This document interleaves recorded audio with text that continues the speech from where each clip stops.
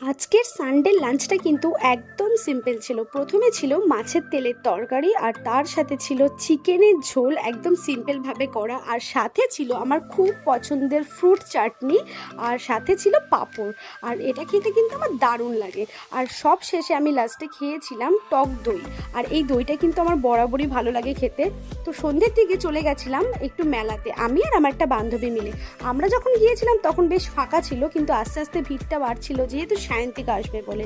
তো যাই হোক, আমাদের আর দেখা হয়নি, আমরা চলে এসেছিলাম।